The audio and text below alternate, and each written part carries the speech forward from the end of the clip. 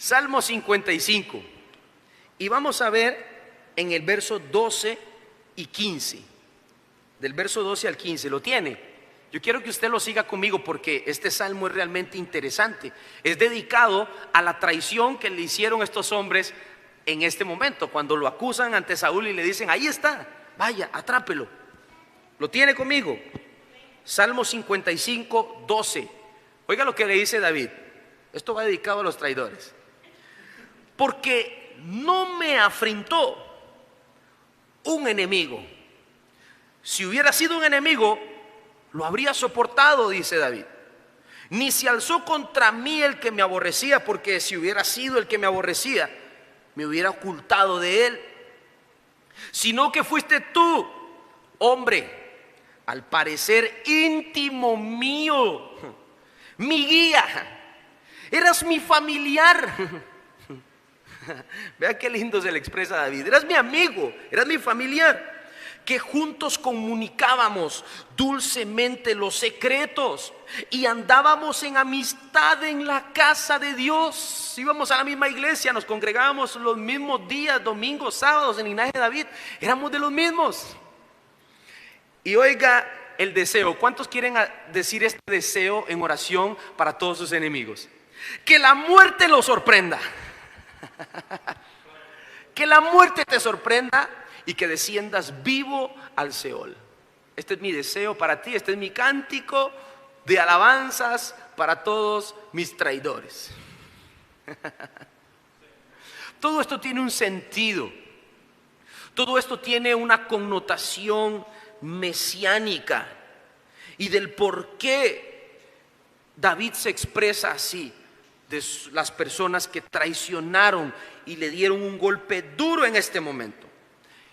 Y la primera persona tóxica que vamos a ver acá dentro de las iglesias es el que traiciona. Porque dentro de las iglesias hay traicioneros. Hay personas que se dedican a meter el puñal. Hay personas que se dedican a poner la cabeza en bandeja de plata, como lo hicieron con la cabeza de Juan el Bautista. Y los venden y los ofrecen como que si fueran carne de mercado. Y estas personas, oiga lo que anoté aquí, estas personas apuñalan por la espalda sin piedad. Les diste la confianza, les abriste tu corazón y aprovecharon esto para usarlo en tu contra. Eso hacen las personas que traicionan. No lo hace cualquiera, lo hace aquel que fue íntimo. Así lo exclama David: eras íntimo mío, juntos cantábamos, estábamos aquí cantando Tú eres rey. Y después nos dimos el espadazo. Me dolió que viniera de ti. Esto realmente me marcó porque confiaba en ti. Más bien creía que eras un escudero mío, creía que eras un compañero mío de batalla. Creía, jamás podía esperarlo de cualquier persona que viviera en Nambí. No. Es por Chelsea, es por Chelsea. Pero jamás de usted. Vamos a hacer una dinámica. Únase con la persona que usted considera acá que es la más tóxica. Los casados quédense así como están, ¿verdad? Ya ahí no hay división. No, son bromas. O sea, yo sé que nadie lo haría. Nadie se acercaría al traicionero. Pero cada quien sabe si ha sido un traidor para con su amigo. Quizá usted le confiaron un secreto. Quizá usted le dijeron algo en confianza y usted llegó y lo divulgó. Usted llegó y lo dijo. Y ya marcó la vida de esta persona. Y esto sucede mucho en las amistades. Pero también, ¿sabe dónde también se da? Se da también en los noviazgos.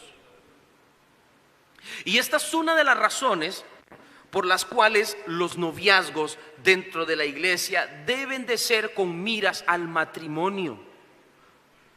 ¿Por qué? Porque cuando están jovencitos, están tortolitos, no tienen ni idea de lo que significa el mundo y qué es lo que se los va a devorar, el cobro, el combustible, los impuestos y todo esto, sino que simplemente piensan en que la vida es color de rosa.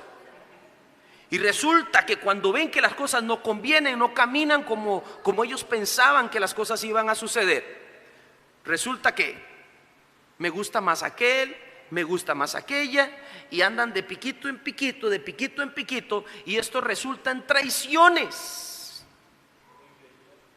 Traiciones que marcan el corazón.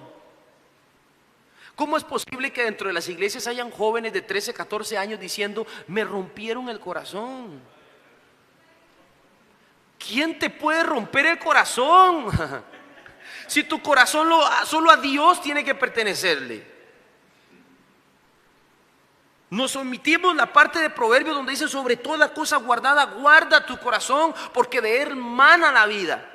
No es edad, no es tiempo para que andes con un corazón roto. Es para que lo dediques a Dios, es para que crezcas en Dios, es para que puedas alcanzar tu máximo potencial en Dios y evitarte todas las traiciones que te puedan hacer. Los grandes pleitos de los colegios son por jovencitos y jovencitas que me quitó el novio, que me quitó la novia, lo espero en la salida y van los mecos. Por eso se agarran, por las famosas traiciones. ¿Estamos aquí? Gloria al Señor. Así que tenemos que tener las condiciones adecuadas, y hablo a los adolescentes en esta noche. Cuando ustedes quieran tener una relación de noviazgo, una relación formal, número uno, tienen que ser responsables de sus actos. Tienen que ser capaces de responder por todo lo que ustedes decidan. Así que mínimo, ya usted tiene que haber cumplido la mayoría de edad para ser un hombre o una mujer mínimo. No estoy diciendo que ya porque tenga 18 puede tener novio, puede tener novia. Eso es lo mínimo, que usted pueda decir, soy un adulto responsable en este país, capaz de tomar decisiones. Y cuando ya lo sea responsable con eso. Sea responsable con esto. Hay muchos jóvenes que agarran el pasaje de Primera de Corintios en el capítulo 7, dice, el que se está quemando, que se case, ¿verdad? Pero este pasaje aplica y es crucial para los solteros que están pronto a casarse. Porque por el contrario, si fuera como así se ha interpretado, todos los jóvenes pudieran casarse cada vez que se queman y borraríamos el montón de libros de la Biblia, de pasajes en la Escritura, donde nos aconseja la Biblia que luchemos, que quitemos de nosotros toda inmundicia, toda fornicación, todo espíritu de adulterio, toda lascivia, todo esto. Despojémonos del viejo hombre, despojémonos de la carne. No podemos malinterpretar las Escrituras. Así que si usted no está en tiempo, y voy a pedirle a los jovencitos que por favor estén en orden acá en la casa de Dios. Si va a ir uno al baño, va al otro y el otro se queda acá. Estamos predicando la Escritura y necesita ser oída. Proverbios capítulo 1 dice, oye joven, oye hijo mío, sabiduría, apréciala, atesórala, no la sueltes. Resulta que cuando es la prédica todo el mundo quiere orinar, todo el mundo quiere salir, porque no aman sabiduría en este tiempo. Y cuando llegan a la edad de que pueden ser hombres y pueden ser mujeres, no tienen la capacidad de serlo y quedan expuestos a la traición. Así que comportémonos desde ya con el ejemplo de la Escritura, como hombres y como mujeres, para poder evitar este tipo de actos que marcan el corazón de gente tóxica, porque hay gente tóxica que le gusta traicionar. El segundo cristiano tóxico es el Avenger Hulk. A ver, no sé si lo dije bien. El Avengers Hulk. ¿Cuántos conocen a Hulk? Es el monstruo aquel verde que se transforma de la nada. David Banner lo conocía yo en mi época. El doctor Banner se inyectó una fórmula ahí científica y el hombre reventaba camisas y todo el asunto. Y así hay cristianos. El cristiano Avenger Hulk es el que está bien, pero de pronto y por cualquier cosa que no le agrada, explota. se enoja, hace pleitos, se resiente, se molesta y no le vuelve a hablar al fulano, no le vuelve a hablar al hermano. Porque no me gustó la carita que me hizo, no me gustó el comentario que me dijo, entonces explota. Y al menos en los hombres se da mucho en los partidos. ¿Verdad que sí, Fer? Cuando vamos los lunes a las mejengas, yo voy todos los lunes, Fernando va conmigo a jugar. Y es algo de lo que tenemos que cuidarnos. Porque cuando estamos jugando, estamos en los roces, todo está bien. Y cuando usted llega, todo el mundo se saluda como que si fuera la Champions, ¿verdad? Nos saludamos, nos abrazamos, todos somos amigos, pero el primer roce que se da y ya te vuelven a ver con ganas de que el asunto cambia de fútbol a boxeo. ¿Cierto o mentira? Y se sale y uno puede esperar que los que son del mundo actúen de esta forma. Pero yo he experimentado el tiempo en Dios y uno se da cuenta que aún los cristianos actúan de esta forma. Y sale, y eso es lo más triste, es lo más, no sé cómo llamarlo, es realmente triste. Ver que no pueden controlar su carácter, entran bien y de pronto pasó algo, se molestaron y ya están retando a pelear y a los golpes y demás. Este tipo de actitudes no pueden estar en un cristiano que realmente ama a Dios. Quiero que veamos 2 de Timoteo 3:16. 2 de Timoteo 3:16. Lo tenemos. Dice la palabra de Dios: toda la escritura es inspirada por Dios, útil para enseñar, para redarguir, para corregir y para instruir en justicia. La palabra de Dios es capaz de corregir hasta lo más. Segunda de Timoteo 3:16. Sí, lo tiene. La palabra de Dios es capaz de corregir nuestras vidas, de corregir nuestros errores, de instruirnos en cómo actuar, en qué cosas hacer, qué cosas no hacer.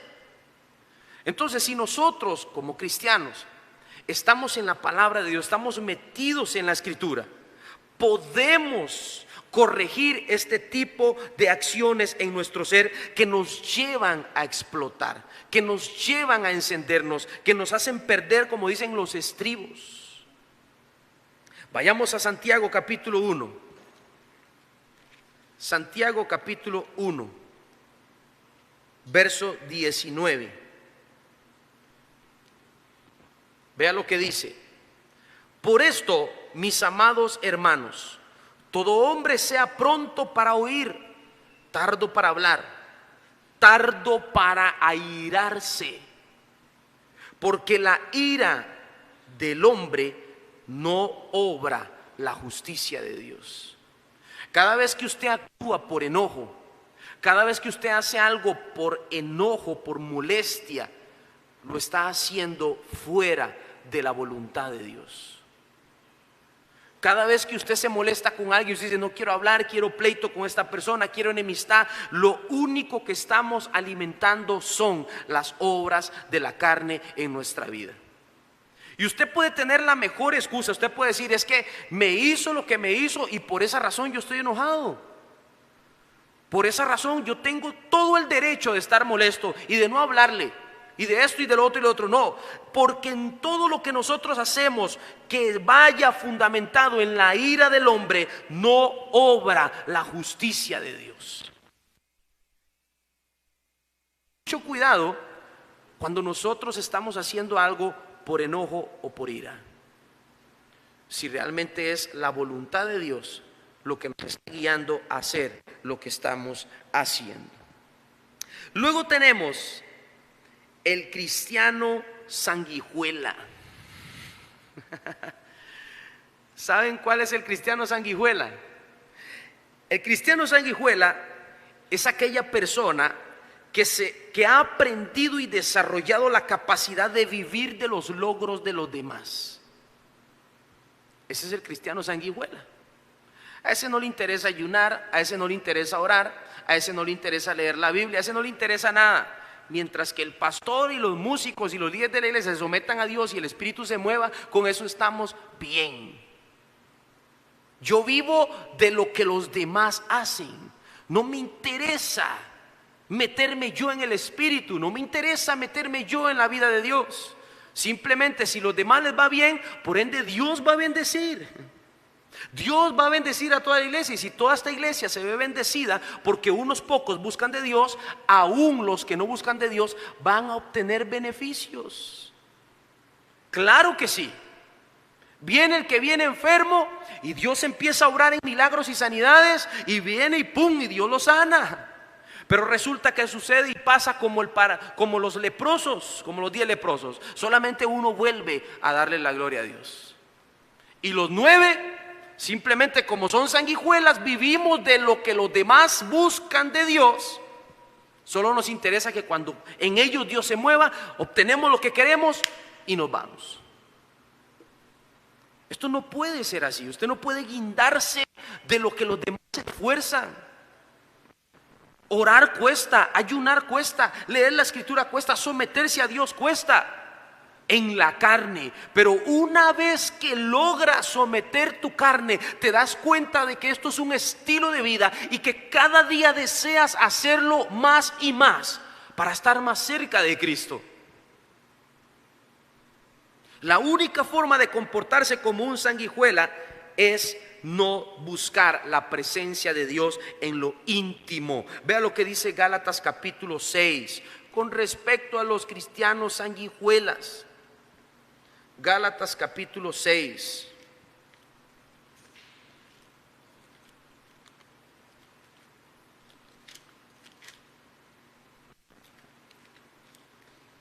A mí esto me causa una especie de gracia, porque los cristianos sanguijuelas se notan como, por ejemplo, ahora casi no se da, no sé si Dani recordará, pero antes cuando se manifestaba un demonio, se veía quién era cristiano sanguijuela. Porque la rayaban. No, aquí que lo saque Julano, que lo saque Mengano, yo aquí no tengo nada que hacer. Esos son los que llegan a la iglesia a hacer nada. Dice Gálatas capítulo 6, verso 2. Sobrelleven, esta es la orden de Dios, sobrelleven los unos con los otros las cargas y cumplan así la ley de Cristo. No es justo que solamente el pastor, el ministro y los líderes musicales lleven las cargas de las iglesias. Usted tiene que preocuparse como cristiano de sobrellevar la carga que lleva esta congregación. Y si usted se congrega acá, preocúpese por saber cuáles son las cargas de esta iglesia. Y no sea un cristiano sanguijuela, pegándose de los logros de todos, de los pocos que se quieren someter a la presencia de Dios. Sea usted de esos que aportan, sea usted de esos que se meten, de esos que motivan a que también los demás se metan en el mover del Espíritu Santo de Dios. Los martes acá tenemos culto de oración, por si ustedes no lo sabían. A las 6 tenemos estudios bíblicos, por si ustedes no lo sabían. Y a todas estas cosas la iglesia está convocada. Pero el cristiano sanguijuela tiende a menospreciar todas estas cosas. ¿Por qué? Porque las cargas las llevan unos, pero no los otros. Solamente los unos.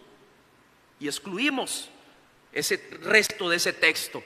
No, la carga de que la iglesia venga a un avivamiento no es mía. La carga de que el Espíritu se derrame y haya un mover increíble, dones manifestándose, ministerios multiplicándose, esa carga no es mía. Que se preocupen los demás.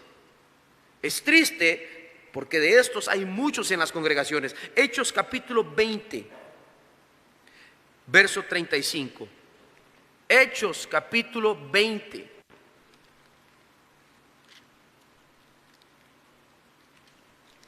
Verso 35.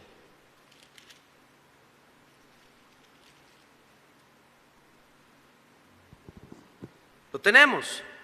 Dice la escritura, en todo les he enseñado que, trabajando así, se debe de ayudar a los necesitados y recordar las palabras del Señor Jesús que dijo, más bienaventurado es dar que recibir. Esto no me lo invento yo.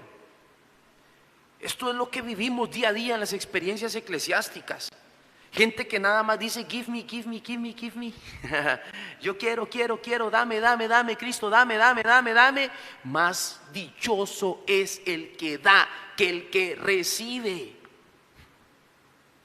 ¿Por qué? Porque cuando tú te dedicas a dar, cuando tú te dedicas a ofrecer tu vida a Dios, cuando tú te dedicas a llevar la carga de la iglesia, a llevar la carga de tu congregación, es entonces donde Dios se preocupa por llevar tus cargas. La gente dice, es que yo no puedo llevar las cargas de la iglesia porque con las mías bastan.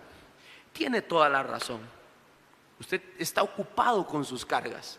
Pero los que hemos entendido y llevamos las cargas de los demás es porque hemos visto que Dios se encarga de lo nuestro. Y hasta que no empieces a dar, nunca vas a experimentar lo que es que Dios te diga, vení, mi yugo es fácil y ligera es mi carga. Camina conmigo, yo te ayudo. Yo te ayudo a cargar esa cruz. Así como Cristo tuvo un José de Arimatea. Hoy Cristo quiere ser tu José de Arimatea, ayudarte a cargar tu cruz. Pero no lo vivimos, no lo experimentamos, porque no queremos entender que es mejor dar que recibir. Dios quiere que todos en la iglesia se desarrollen, no solamente unos. Veamos lo que dice Efesios capítulo 4. Efesios capítulo 4.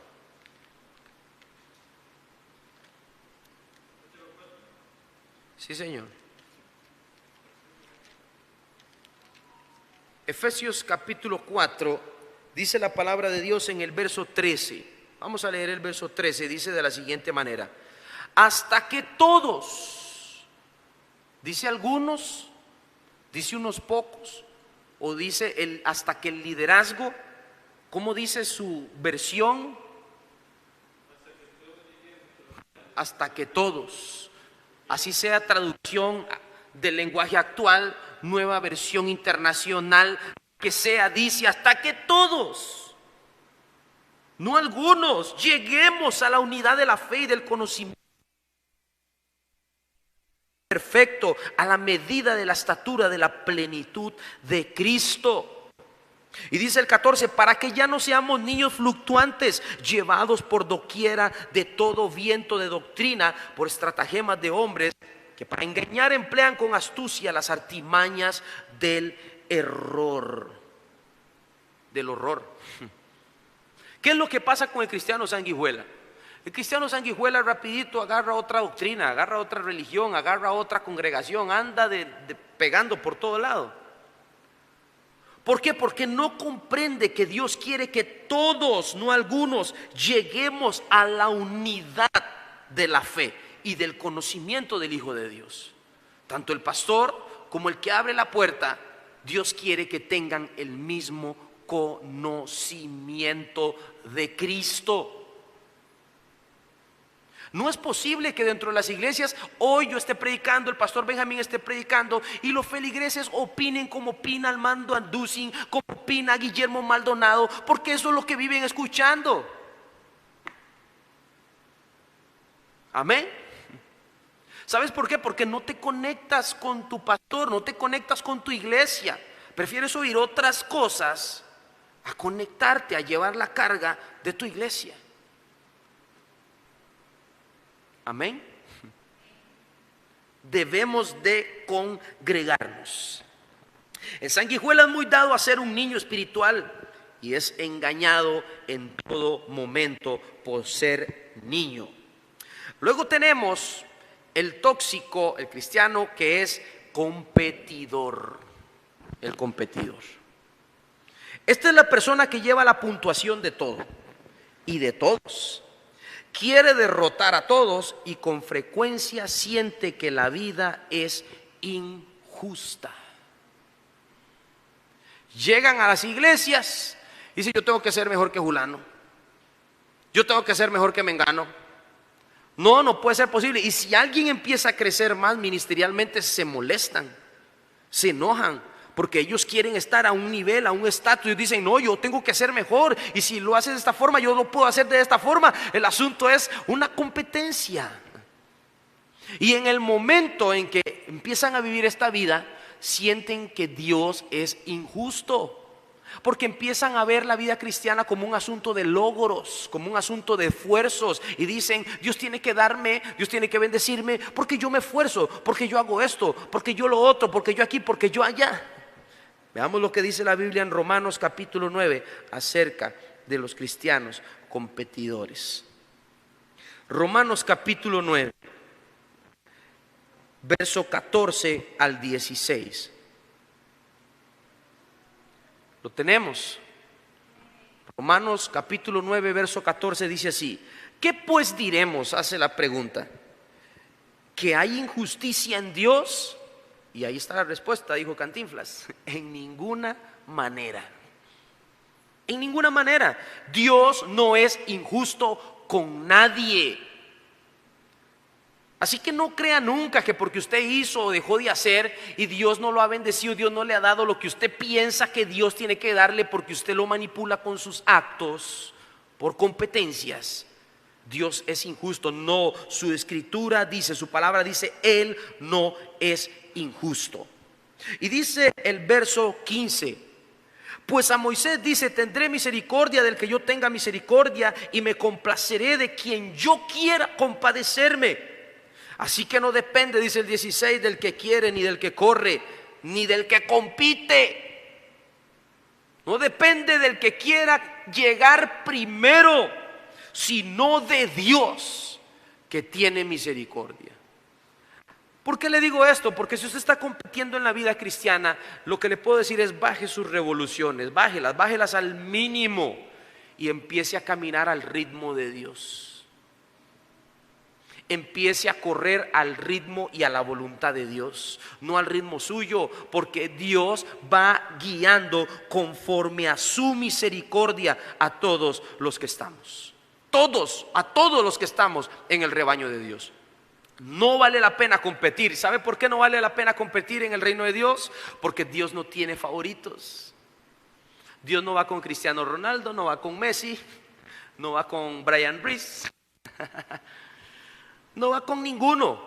Él no tiene favoritos. Romanos capítulo 2. Romanos capítulo 2, verso 11. ¿Qué dice? ¿Qué dice su Biblia? ¿Qué dice la mía? Romanos capítulo 2, verso 11. Porque no hay acepción de personas para con Dios. Le da igual.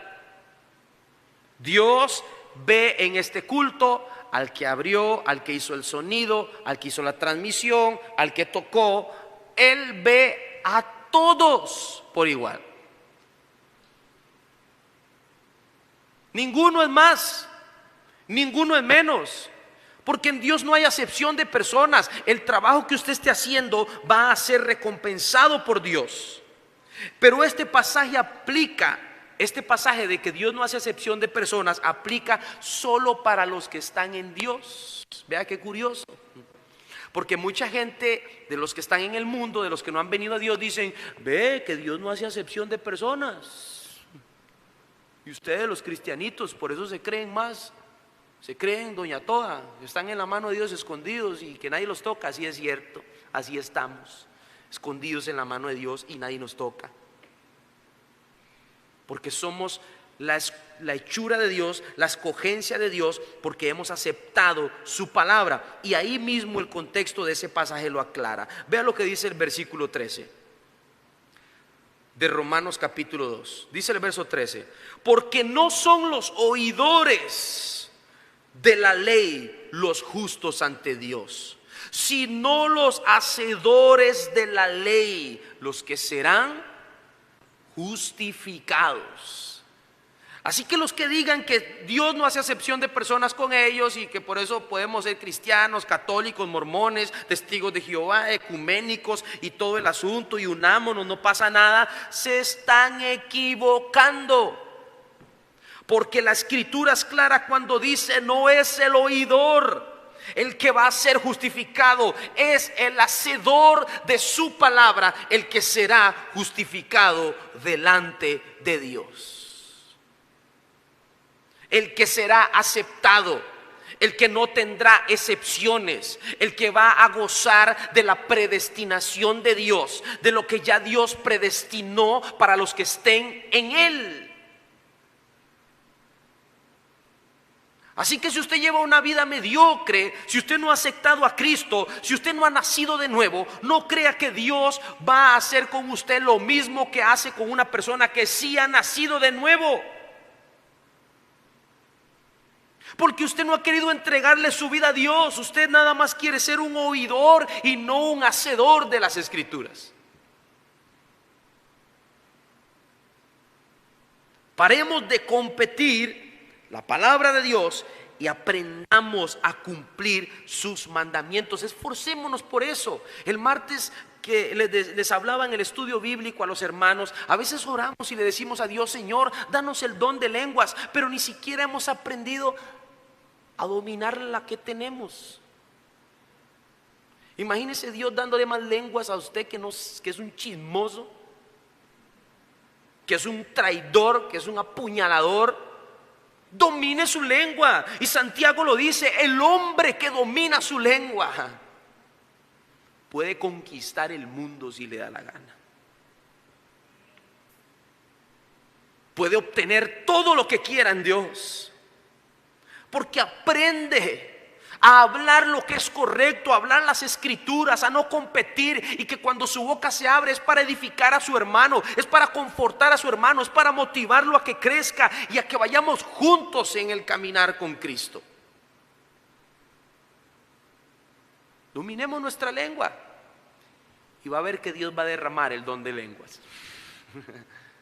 Así sucede. Así sucede en el caminar con Dios. Los que están sin Dios, veamos ahí en Santiago capítulo 2. Santiago capítulo 2.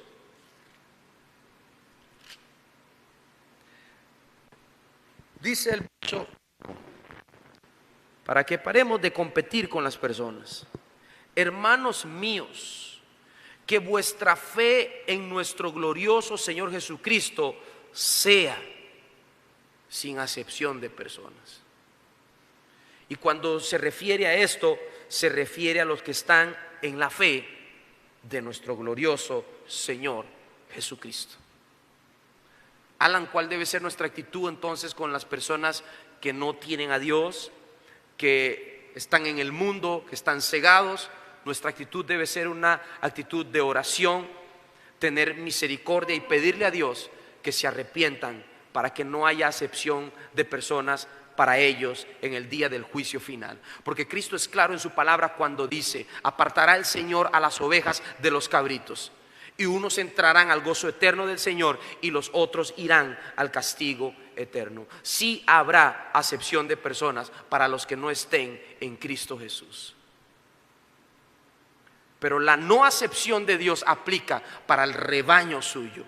Y de igual forma Cristo nos manda a nosotros a no competir con nuestros hermanos, con los cristianos en la fe. Nos dice que nuestra fe en Jesucristo sea sin acepción de personas. Y Cristo reafirma esto en San Juan capítulo 17, verso 21. San Juan capítulo 17,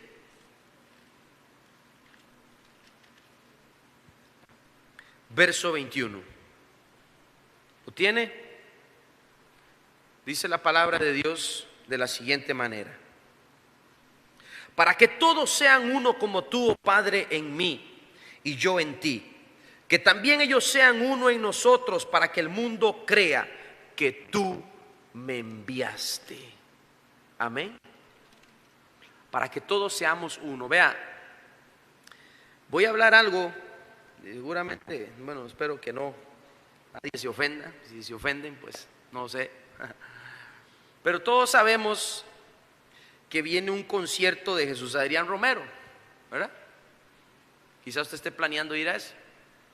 Ya me viste, ¿verdad? Y un día estos venían en el carro escuchando ahí unción y tenían una maratón de Jesús Adrián Romero y aquellos cantos hermosos que cantó en su época, que ministraron a muchas personas. Y le decía yo a Vane, porque iba con Vane camino al trabajo, decía yo, lástima esta emisora promocionando a la gente que vaya a este concierto. Porque cuánta gente ahora está siendo engañada por este hombre. Cuánta gente está siendo engañada por Jesús Adrián Romero con herejías públicas acerca del ecumenismo, acerca del diezmo, acerca de cómo vivir la vida cristiana mezclada con el mundo. Y si yo le estoy diciendo esto a usted, le estoy diciendo porque estoy bien informado de lo que estoy hablando. Y en lo personal también lo digo por otra razón, porque no lo voy a prohibir a los de la iglesia ir a este evento, pero no quisiera ver a ninguno ahí.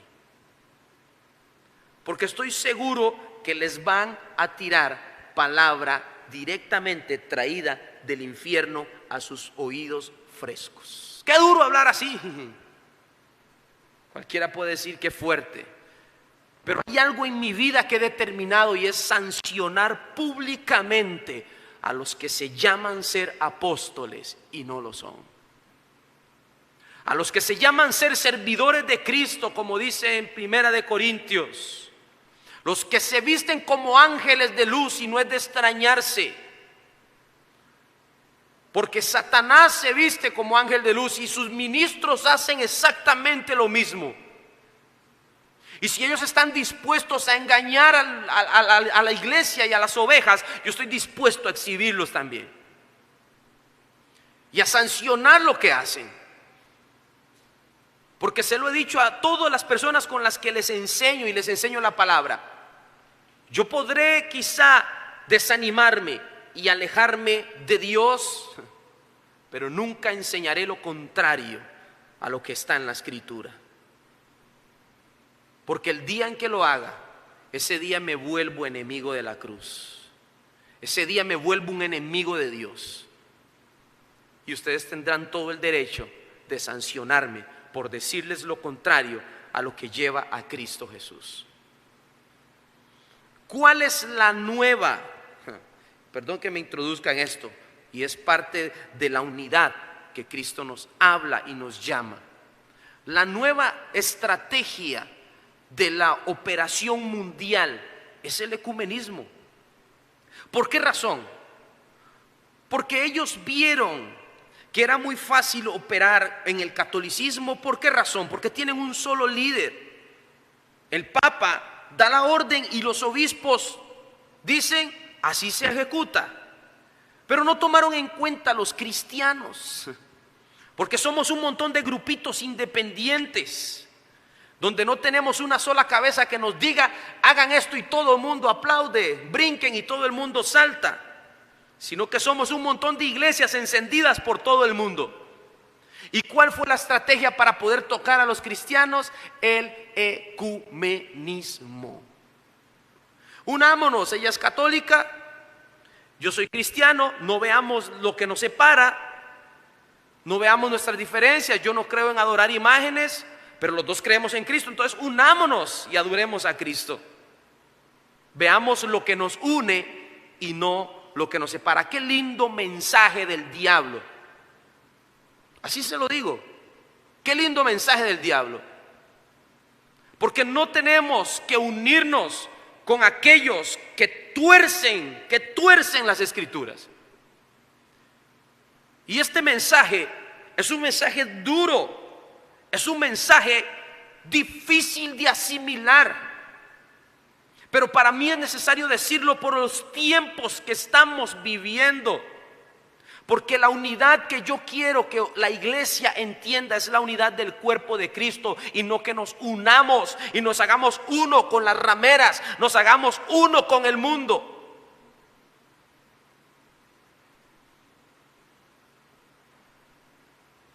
Quizá Facebook ya cortó la transmisión, pero no me importa. Me interesan que ustedes lo escuchen, que ustedes lo entiendan. Y así sea uno que lo entienda, la verdad de Dios seguirá palpable y entendible, porque somos uno, pero uno en Cristo, y fuera de Él no hay nadie más. Fuera de Cristo no existe nadie más. Fuera de Él nadie puede salvar. Fuera de Él nadie puede sanar. Fuera de Él nadie puede bautizar. Fuera de Él nadie puede ser arrebatado el día en el que Cristo venga a arrebatar su iglesia. Si para usted y para muchos de los que oyen este mensaje es duro, más duro va a ser el día